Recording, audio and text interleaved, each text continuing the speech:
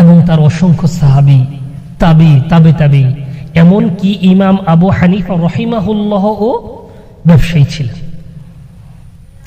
আর এই প্রত্যেক ব্যবসায়ীকে সুসংবাদ দিয়ে রাসূল সাল্লাল্লাহু আলাইহি সাল্লাম বলেন, আত-তাজিরুস সাদুকুল আমিনু মা'আন নাবিয়্যিনা ওয়াস-সিদ্দীকিনা ওয়াশ-শুহাদা, সত্যবাদী, আমানতদার, বিশ্বস্ত ব্যবসায়ী থাকবে, সাথে হবে মা'আন নাবিয়্যিন, নবীদের, ওয়াস-সিদ্দীকিন, এবং দুনিয়ার জীবনে যারা অত্যাধিক সত্যবাদী ছিল তাদের, ওয়াশ-শুহাদা, এবং যারা আল্লাহর এই জমিনে নিজের জীবনকে আল্লাহর রাস্তায় উৎসর্গ করে দিয়েছে তাদের সাথে।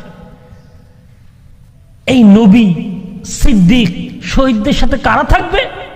যারা সত্যবাদী এবং আমানতদার, বিশ্বস্ত ব্যবসায়ী। আজকেও আপনার আমার সমাজে অসংখ্য ব্যবসায়ী রয়েছে, কিন্তু তারা আজকে সত্যবাদী এবং বিশ্বস্ততার ধারে কাছে আমরা দেখি না। কেউ খাদ্যে ভেজাল দিচ্ছে, কেউ ওজনে কম দিচ্ছে, আবার কেউ মিথ্যা কথা বলে পণ্য বিক্রি করছে। কিছুদিন পূর্বে আমি একটি মুদির দোকানে কলা কিনতে গেলাম। তো যিনি বিক্রেতা, তার বয়স 55 মতো হবে। তো কলা কেনার সময় আমি বললাম যে, কাকা এই এক হালি কলার দাম কত? উনি আমাকে বললেন, তুমি 12 টাকা দাও। আমি বললাম, কাকা 10 টাকা দেই। তখন উনি আমাকে উত্তরে বললেন যে 10 টাকা আমার কিনাই না। তো আমি কিছুটা রেগে গেলাম, আমি কিছুটা হতভম্ব তার কথা শুনে। আমি বললাম, আপনি কেন আমাকে ক্রয় মূল্য বলছেন? আমি তো আপনাকে ক্রয় মূল্য জিজ্ঞাসা করি নাই। তো আমি রাগ করে দোকান থেকে চলে আসলাম, কলা কিনলাম না। আরেকটি দোকানে গিয়ে প্রবেশ করলাম।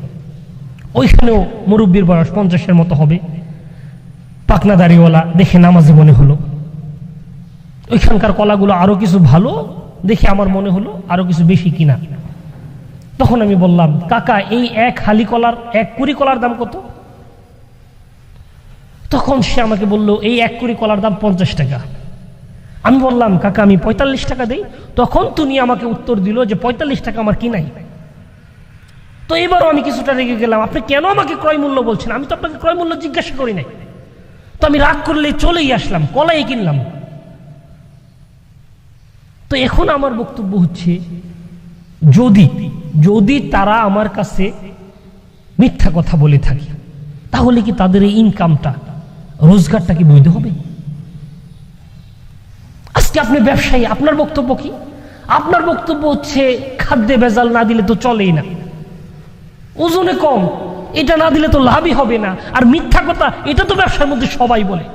বিশ্বাস করেন, আমি আপনার সাথে সম্পূর্ণ একমত যে মিথ্যা কথা ব্যবসার মধ্যে সবাই বলে। আর আল্লাহ নবী সাল্লাল্লাহু আলাইহি সাল্লাম বলেছেন, তিরমিজি শরীফের হাদিস, ইন্নাত তুজ্জারু ইবআসুনা ইয়াউমাল কিয়ামাতি ফুজ্জারা, কিয়ামতের মাঠে সকল ব্যবসায়ী অপরাধী হয়ে পাপী রূপে উদিত হবে, সবাই অপরাধী হয়ে দাঁড়াবে। ওই যে আপনি বললেন সবাই মিথ্যা কথা বলে, আল্লাহ নবী বলেছেন সবাই অপরাধী হয়ে দাঁড়াবে, ইল্লা মানিত্তাকা, তবে যে ব্যক্তি আল্লাহকে ভয় করে, সে ব্যতীত, অবার রসদাক, এবং যে ন্যায় নীতি সততার মধ্যে থেকে ব্যবসা করবে, সে ব্যতীত। যে আল্লাহকে ভয় করে সে খাদ্যে ভেজাল দিতে পারে না, সে ওজনে কম দিতে পারে না, সেই ব্যক্তি মিথ্যা কথা বলে পণ্য বিক্রি করতে পারে। আজকে আমাদের কি হলো? আজকে ব্যবসা মানেই হচ্ছে দুঃখ, ব্যবসা মানেই হচ্ছে দুঃখ। অথচ আল্লাহ নবী সাল্লাল্লাহু আলাইহি সাল্লামের জীবনী পড়লে আমরা দেখতে পাই, আল্লাহ নবী সাল্লাল্লাহু আলাইহি সাল্লাম মদিনার বাজারে গেলেন, দেখলেন এক সাহাবী কিছু খাদ্যদ্রব্য বিক্রি করছে। তখন আল্লাহ নবী সাল্লাল্লাহু আলাইহি সাল্লাম ফাআদখালা ইয়াদাহু ফিহা, তার খাদ্যদ্রব্যের মধ্যে হাত প্রবেশ করিয়ে দিলেন। তখন আল্লাহ নবী সাল্লাল্লাহু আলাইহি সাল্লামের হাতের মধ্যে কিছুটা ভেজা শীতলতা অনুভব হল। তখন আল্লাহ নবী সাল্লাল্লাহু আলাইহি সাল্লাম বললেন, মা হাযা ইয়া সাহিবাত তাআম, হে খাদ্যের মালিক, এটা কি? তোমার খাদ্য ভেজা কেন? তখন বিক্রেতা সাহাবী উত্তর দিল, হে আল্লাহর নবী, বৃষ্টি পানি পড়ে কিছু খাদ্য ভিজে গেছে, তখন আল্লাহ নবী সাল্লাল্লাহু আলাইহি ওয়াসাল্লাম বললেন, তুমি এই ভেজা খাবারগুলো কেন নিচে রাখছো? তুমি এই ভেজা খাবারগুলো উপরে রাখতে পারছো না, যাতে করে মানুষ দেখে কিনতে পারে যে এই খাদ্যের মধ্যে কিছুটা সিক্ততা ভেজা রয়েছে, কিছুটা শুকনা রয়েছে। ও আমার সাহাবী, তুমি শুনে রাখো, মান গাশশা ফালাইসা মিন্না, যে ব্যক্তি প্রতারণা করে সে আমাদের দলভুক্তই নয়। আর আজকে আমরা কি করছি? আজকে আপনি এই প্রতারণা করে, ওজনে কম দিয়ে, খাদ্যে ভেজাল দিয়ে, মিথ্যা কথা বলে, পণ্য বিক্রি করে আপনি আপনার সন্তানকে ভার্সিটিতে পড়াচ্ছেন, আপনার মেয়েকে আপনি ইংলিশ মিডিয়ামে পড়াচ্ছেন, আপনার স্ত্রীর সকল চাহিদা আপনি পূরণ করছেন। আজকে আপনি বাড়িতে গিয়ে তাদেরকে জিজ্ঞাসা করবেন, আজকে আপনি জিজ্ঞাসা করবেন, আপনি যে মিথ্যা বলে পণ্য বিক্রি করছেন, এই যে ভেজাল দিচ্ছেন, ওজনে কম দিচ্ছেন, এই যে অপরাধটা আপনি করছেন, এই অপরাধের ভার কি আপনার ছেলে কি নেবে?